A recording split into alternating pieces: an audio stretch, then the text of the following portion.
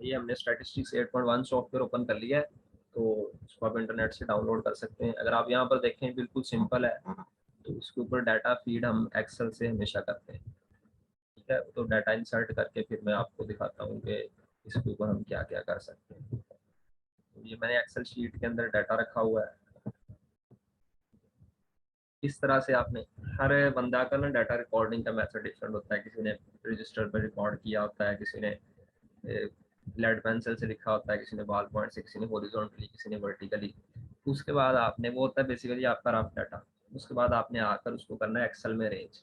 Excel में फिर हर बंदा कोई वर्टिकली अरेंज करता है, कोई हॉरिजॉन्टली अरेंज करता है, कोई एप्लीकेशन को पहले लिखता है, कोई ट्रीटमेंट को पहले लिखता है। वो जैसे भी लिखा हो, लेकिन सॉफ्टवेयर में इंसर्ट करने के लिए या पेस्ट करने के लिए इस फॉर्म में आपका डाटा होना चाहिए। ठीक है, ये जो साइड पे नजर आ रहा है इसको फिलहाल आप इग्नोर करें, ये वाले पे। ये सबसे पहले ट्रीटमेंट है जी हमारे। ठीक है, ये मैंने जो यहाँ पर लिखा हुआ है 7 ट्रीटमेंट की स्टडी। कुछ भी ट्रीटमेंट हो सकते हैं, 7 डिफरेंट मेडिसिन हो सकती हैं। एग्रीकल्चर में बात करें तो 7 डिफरेंट फर्टिलाइजर हो सकते हैं। ठीक है, या नाइट्रोजन के 7 डिफरेंट लेवल हो सकते हैं, 100 ग्राम, 200 ग्राम, 300, 400, 500, 600, 700। ठीक है, कुछ भी हो सकता है। या जैसे हम एग्जाम्पल में बात कर रहे थे, टीचिंग मेथड, 7 टीचिंग मेथड हो सकते हैं। उसके बाद एप्लीकेशन 1 2 3, 1 2 3, यानी 3 एप्लीकेशन इसमें यूज हुई। ठीक है, सबसे पहले आपने ट्रीटमेंट लिखने हैं, उसके बाद आपने लिखनी है एप्लीकेशन। तो अगर 4 होंगी तो यहाँ पर चौथी भी आ जाएगी। ठीक है, ज्यादातर 3 एप्लीकेशन होती हैं। उसके बाद आगे आपके लाइन में आते जाएंगे पैरामीटर। ठीक है, 4 पैरामीटर यहाँ पर मैंने लिखे हैं, लेंथ, विड्थ, हाइट, डायमीटर। कुछ भी हो सकते हैं पैरामीटर, दे रहा thousand of types of parameter. ठीक है, तो ये सिर्फ समझाने के लिए मैंने यहाँ पर 4 लिखे हैं। यहाँ पर से आप इसको सारे को कॉपी करेंगे, कंट्रोल सी, और सॉफ्टवेयर के अंदर आके कर देंगे कंट्रोल वी। ये पेस्ट हो गया। ठीक है, एक दफ़ा में इसके अंदर आई थिंक 10 ज़्यादा से ज़्यादा पैरामीटर प्लेस होते हैं। तो अगर आपके पैरामीटर ज़्यादा हैं तो आपको बारी बारी करने पड़ेंगे। ठीक है जी, तो ये देखें एज इट इज़ यहाँ पर पेस्ट हो गया। ट्रीटमेंट लिखा आ रहा है, एप्लीकेशन आ रहा है, लेंथ आ रहा है, विड्थ आ रहा है, हाइट, डायमीटर। अच्छा, यहाँ पर मैं एक बात बता दूं कि यहाँ पर इसमें एडिटिंग नहीं होती, आप यहीं से सारा एडिट करके लाएंगे। यानी दूसरा ये है, बाद दफ़ा इसमें पेस्ट करें ना तो ये ऊपर ट्रीटमेंट, एप्लीकेशन, लेंथ, विड्थ जो हमने लिखा हुआ है, ये बाद दफ़ा आता नहीं है या चेंज हो जाता है। अगर आपका पैरामीटर का नाम लंबा है ना, तो सारे को पिक नहीं करता। उसका मेथड ये है कि दोबारा से पेस्ट कर लें, या यहाँ पर ना बाद दफ़ा आ जाता है V001, 002, V003, इस तरह ना, तो वी के हिसाब से पूरी लाइन बना देता है, खास तौर पर अगर हम ज़्यादा पैरामीटर एक ही दफ़ा पेस्ट करें। तो उसका फिर मेथड ये होता है कि आप अपने पास कॉपी पे नोट कर लें कि V001 का मतलब ट्रीटमेंट है, V002 का मतलब एप्लीकेशन है। तो बाद में जब एनालिसिस करेंगे तो वहाँ से आपको पता चल जाएगा V001 का मतलब क्या था। ठीक है जी, ये हमारा पुट हो गया डाटा। अब हमने इसको करना क्या है, यहाँ पर देखें आप, फाइल है, इसको आप छोड़ दें। ठीक है, न्यू ओपन करने के लिए, सेव करने के लिए, इंपोर्ट एक्सपोर्ट करने के लिए, यहाँ से इंपोर्ट के जरिए से भी आप डाटा ला सकते हैं, लेकिन कॉपी पेस्ट वाला ज़्यादा सिस्टम ठीक है। कंट्रोल ए कर लेंगे तो सारा सेलेक्ट हो जाएगा।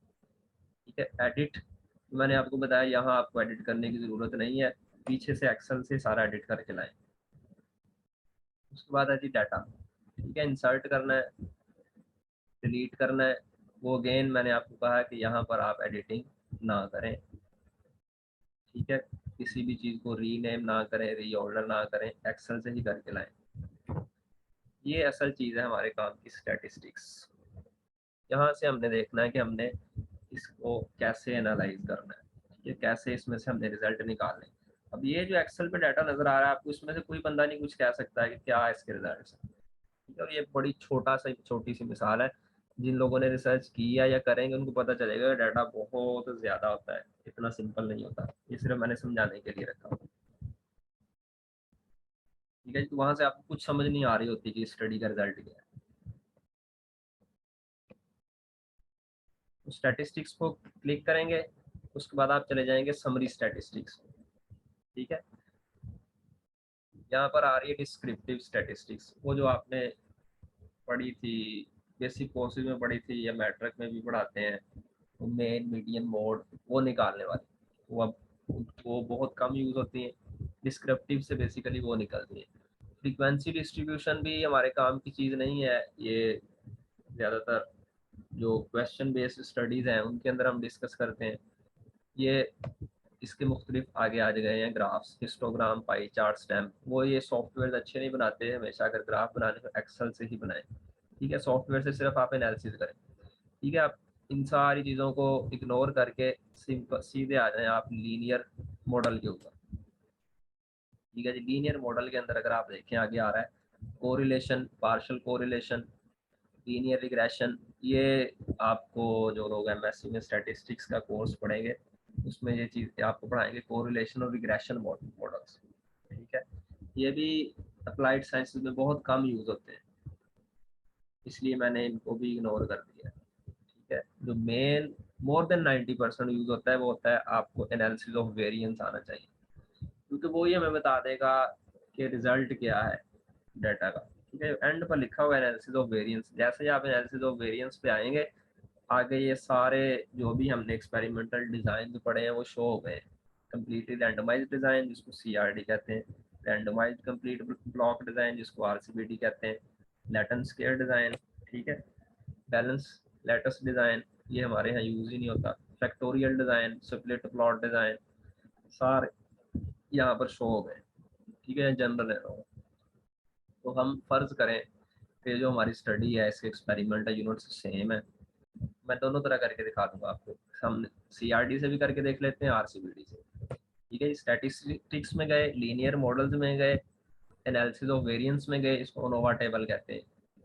तो हमने सेलेक्ट कर दिया सीआरडी, ठीक है। अब ये हमारे पास ओपन हो गया है बॉक्स, ये हमें कहता है कि डिपेंडेंट वेरिएबल कौन से हैं और ट्रीटमेंट वेरिएबल कौन से। ट्रीटमेंट मैंने बताया था इंडिपेंडेंट को कहते हैं, तो यहाँ पर हमारा इंडिपेंडेंट कौन सा था, फर्स्ट वाला ट्रीटमेंट। तो यहाँ पर हम ढूंढेंगे ट्रीटमेंट कौन सा है, ये वाला।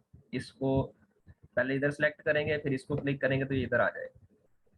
अब ये डायामीटर हमारा जिस सीक्वेंस से आप आगे रिजल्ट लेना चाह रहे हैं उस सीक्वेंस से यहाँ पर ऐड करते जाए, ठीक है। यहाँ पर हमारे पास लेंथ था पहले, तो हम लेंथ ही ऐड करते हैं। लेंथ को ऐड किया इधर, उसके बाद हमने विड्थ को ऐड किया इधर, उसके बाद हमने हाइट को ऐड किया इधर, उसके बाद हमने डायमीटर को ऐड किया इधर। एप्लीकेशन को हमने छोड़ दिया इधर, क्योंकि ना तो वो डिपेंडेंट वेरिएबल है ना ही वो ट्रीटमेंट वेरिएबल है। एप्लीकेशन अगर सीआरटी में आप इधर ना भी लेके आएंगे तब भी गुजारा हो जाएगा, आरसीबीडी में आपको लानी पड़ेगी, ठीक है। जैसे ही आप ओके करेंगे, तो जैसे मैंने बताया था सिंगल क्लिक के ऊपर आपका नोवा टेबल बन के आ गया आपके सामने, ठीक है। ये चारों पैरामीटर के लिए उसने नोवा टेबल बना दिया।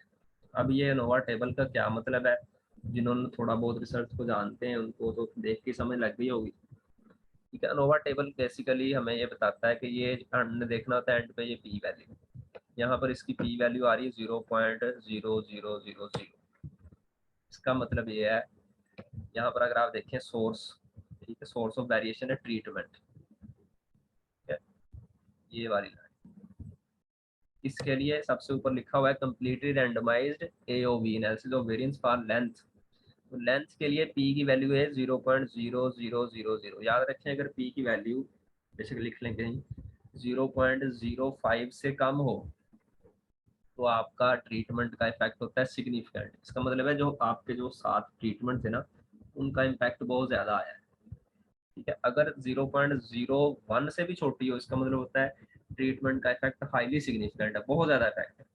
यहाँ पर अगर आप देखें 0.0000 है, इसका मतलब बहुत ज़्यादा इम्पैक्ट आया है ट्रीटमेंट का, ठीक है। अनोवा टेबल हमें यही बताता है कि इम्पैक्ट है या नहीं है, ये नहीं बताता कि कितना है, ठीक है। वो कितना है या कौन सा ट्रीटमेंट ने सबसे अच्छा परफॉर्म किया है उसको चेक करने के लिए हम आगे भी जाएंगे, टेस्ट लगाना पड़ता है, ठीक है। ये हमारे पास लेंथ का आ गया, थोड़ा सा नीचे आए तो ये विड्थ का बना हुआ है, वहां पर भी पी वैल्यू बहुत छोटी है, इसका मतलब उसका ऊपर विड्थ के ऊपर भी बहुत अच्छा इम्पैक्ट, ट्रीटमेंट का बहुत ज्यादा इम्पैक्ट है।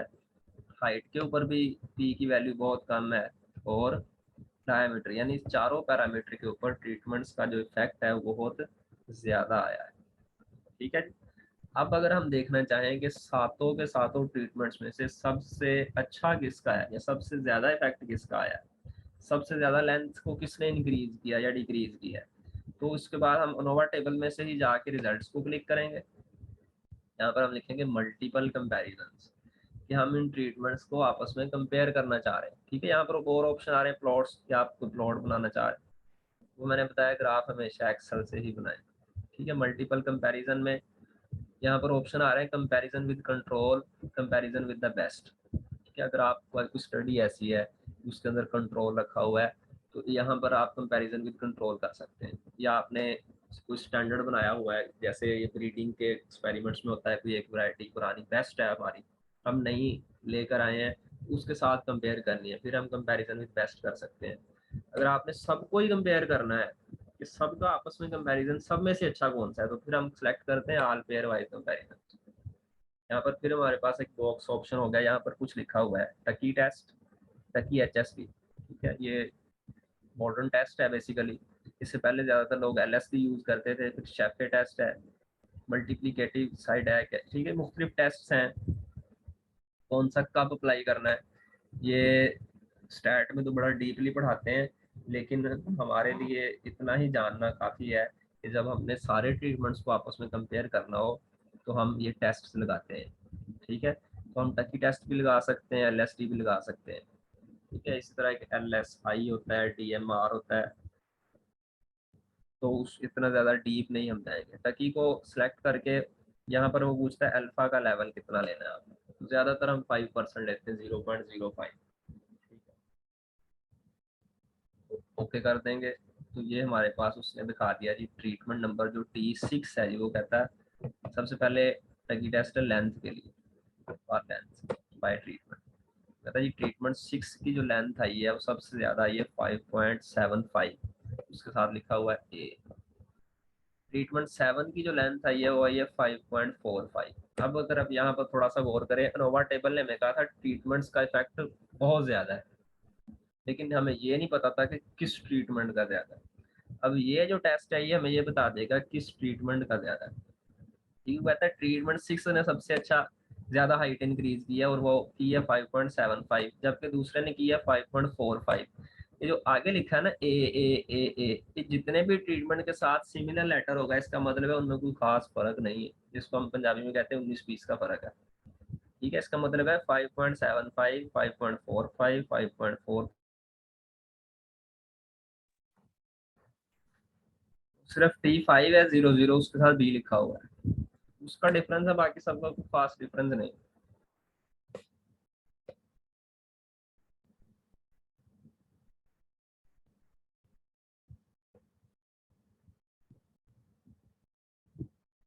उसके बाद अगर आप नीचे विड्थ को देखें, लेंथ के बाद विड्थ था हमारा पैरामीटर, तो अगेन T6 की सबसे ज्यादा ही है 10.36। ठीक है, T7 की उससे कम, T4 की उससे कम, T1 की उससे कम। अगर आप देखें तो पहले 5 में साथ A ही लिखा है, यानी ये पांचों का आपस में कोई खास फर्क नहीं, कुछ सिग्निफिकेंट फर्क नहीं। जबकि T0 के ऊपर 6.42 है, ये साथ B लिखा हुआ है, ये इन सब से डिफरेंट है। ठीक है, इसी तरह 5 वाले के साथ C है, तो वो सबसे डिफरेंट। सारे जितने भी आपके पैरामीटर होंगे सबका ऐसे नीचे लिखा होगा। ठीक है जी, तो ये हमारा CRD कंप्लीट हो गया। अब हम देखते हैं कि अगर यही डाटा हमारा RCBD में होता है, कि अगर हमारे पास सर कोई हेलो। जी जी सर पीछे आपने कुछ बताया था, जो बी लिखा हुआ था उसके बारे में जरा दोबारा बताइएगा। मैं ये जो अभी RCBD आलम में, ने कंपैरिजन किया ना। दोबारा आ जाएगा, दोबारा बता दें। अच्छा ठीक है सर। ठीक है जी, अगर हम फर्ज करते हैं कि हमारा जो डाटा था उसमें एक्सपेरिमेंटल यूनिट में कोई वेरिएशन थी जिसकी वजह से हमने RCBD लगाया, तो फिर आप क्या करेंगे, डाटा में जाएंगे, सॉरी स्टैटिस्टिक्स में जाएंगे, linear models, analysis of variance और रैंडमाइज्ड कंप्लीट ब्लॉक डिजाइन।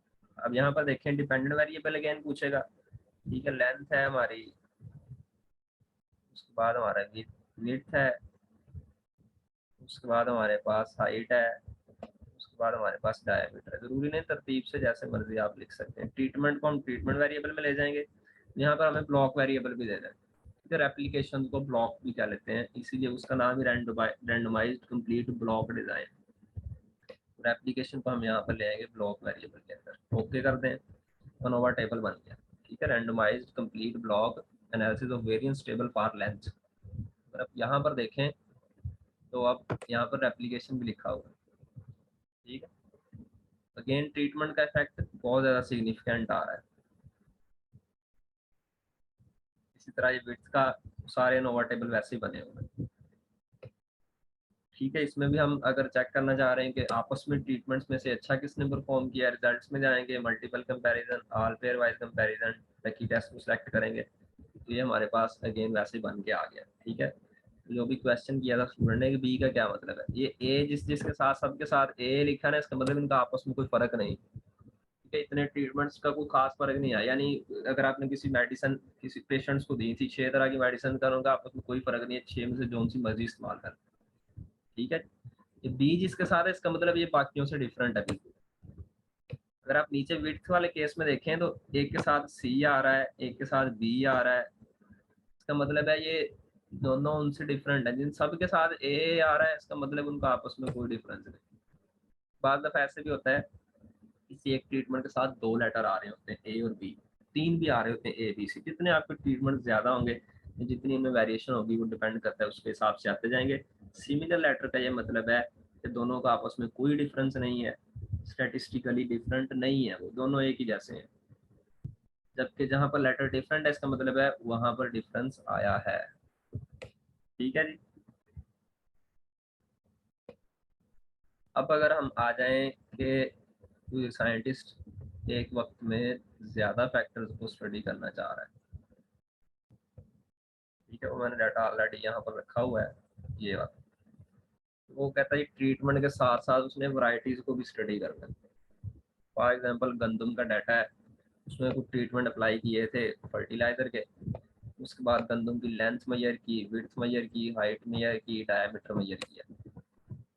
ठीक है, वो साथ कहते हैं 3 वैरायटीज भी मैं पढ़ना चाह रहा हूँ कि तीनों वैरायटीज में से कौन सी ज्यादा अच्छी परफॉर्म करती है। ठीक है, पैरामीटर जो ट्रीटमेंट है वो सपोज कोई फर्टिलाइजर, तो अब ये हमारे पास जो फैक्टर्स हैं वो हो गए एक से ज्यादा वैरायटीज।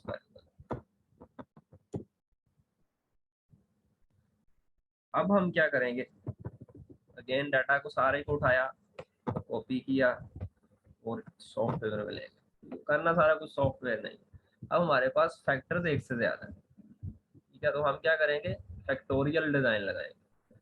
ठीक है, बेसिकली हमें पहले एक्सपेरिमेंट लगाने से पहले ना प्लानिंग में हमें पता होता है कि हमने कौन सा डिजाइन लगाया है। एनालिसिस तो एंड पे जाके करते हैं। ठीक है, हम जाएंगे लीनियर मॉडल्स में, एनालिसिस ऑफ वेरिएंस में, और हम चले जाएंगे जी फैक्टोरियल डिजाइन।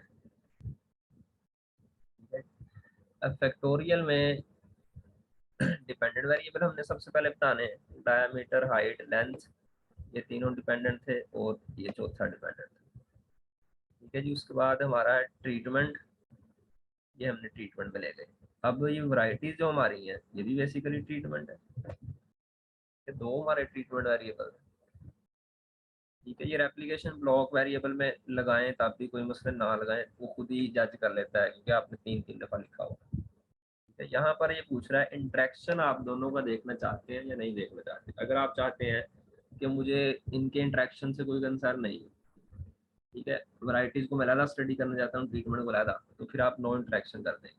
लेकिन अगर आप कहते हैं कि इंटरेक्शन भी स्टडी करना है कि वैरायटी 1 का पहले ट्रीटमेंट के साथ क्या इंटरेक्शन है, वैरायटी 1 का दूसरे ट्रीटमेंट के साथ क्या इंटरेक्शन है, ठीक है, तो फिर आप अप टू 2 वे इंटरेक्शन को भी सिलेक्ट करें। जितने फैक्टर्स होंगे बेसिकली उतने वे तक ये जाए, अप टू 2 वे ओके कर दें। ठीक है, ये देखिए एनालिसिस ऑफ वेरिएंस टेबल हमारे पास बना है, उसके अंदर अब पहले सबसे लिखा है ट्रीटमेंट।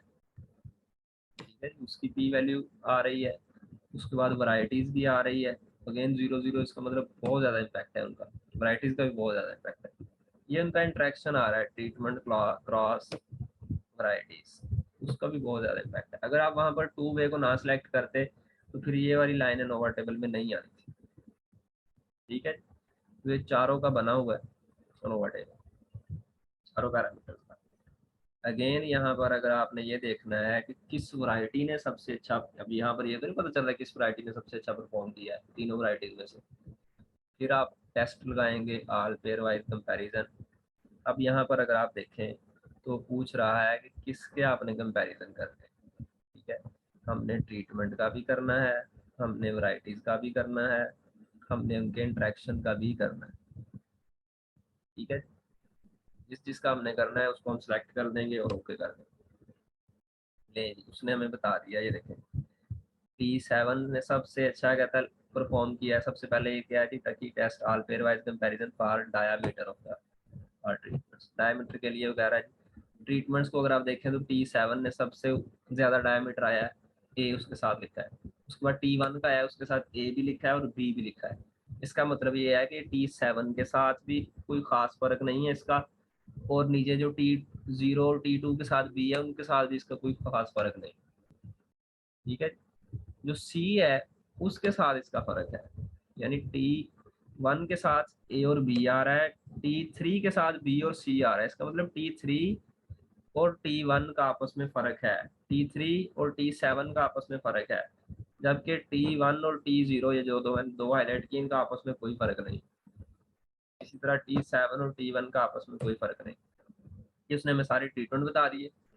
ये उसने हमें वैरायटीज में से बता दिया कि जो R3 थी ना, बेसिकली वैरायटीज कोई भी R3 होगी उसका सबसे ज्यादा डायमीटर आया है, उसके कम R2 का आया है, उससे कम R3 R1 का आया है। यहाँ पर आप देखें तीनों के साथ डिफरेंट लेटर आ रहा है, इसका मतलब बड़ा फर्क है तीनों के अंदर। अब हमने उनके ये भी सिलेक्ट किया था कि आपस में पेयर वाइज कंपैरिजन किया है, वो ये नीचे पेयर वाइज कंपैरिजन भी दिया हुआ है। सबसे ज्यादा डायमीटर आया ट्रीटमेंट 7 का वैरायटी 3 में, ये वाला। सबसे कम आया ट्रीटमेंट 5 का वैरायटी 1 में, 000 के लिखा हो उसका, ठीक है। जैसे नीचे जितने ज्यादा होते जाएंगे उतना नीचे ये अल्फाबेट नीचे मूव करते जाएंगे, ठीक है। इसका मतलब है ए और के अंदर बहुत ज्यादा डिफरेंस है। अब ये डायमीटर से नीचे आ जाए तो ये सारा कुछ हाइट के लिए है, फिर लेंथ के लिए, ठीक है। तो इस तरह आप फैक्टोरियल की मदद, फैक्टोरियल हमें एक ही वक्त में अलाउ करता है कि आप एक से ज्यादा फैक्टर्स को एक ही एक्सपेरिमेंट के अंदर स्टडी कर सकते हैं, ठीक है। पहले फैक्टोरियल डिजाइन अगर आपको लगाना ना आता हो प्रैक्टिकली, तो फिर आपके ये दो एक्सपेरिमेंट बनते हैं बेसिकली। वैरायटीज को ज़्यादा स्टडी करेंगे, ट्रीटमेंट्स को जो हमारे फर्टिलाइजर के या कोई भी ट्रीटमेंट है उनको ज़्यादा स्टडी करेंगे, और फिर भी आपको ये चीज़ नहीं मिलेगी उसमें, ये नहीं आप स्टडी कर पाएंगे कि किस ट्रीटमेंट के ऊपर कौन सी वैरायटी ने अच्छा परफॉर्म किया, ठीक है। तो फैक्टोरियल का सबसे बड़ा एडवांटेज ये है कि हमें इंटरेक्शन स्टडी करना अलाउ करता है। एक एक्सपेरिमेंट में हमने तीन चीजें पढ़ ली कि सबसे अच्छा वैरायटी कौन सी ने परफॉर्म किया, सबसे अच्छा ट्रीटमेंट कौन सा रहा, और किस वैरायटी के लिए कौन सा ट्रीटमेंट सबसे अच्छा रहा। तीन चीजें आप एक ही वक्त में एक एक्सपेरिमेंट के अंदर स्टडी कर सकते हैं अगर आप फैक्टोरियल अरेंजमेंट उसकी कर लेते हैं, ठीक है जी। तो ये था हमारा डाटा एनालिसिस, इसको हम करते हैं एंड, सेव नहीं करना हमने। अब आप बताएं आपके जो क्वेश्चन हो।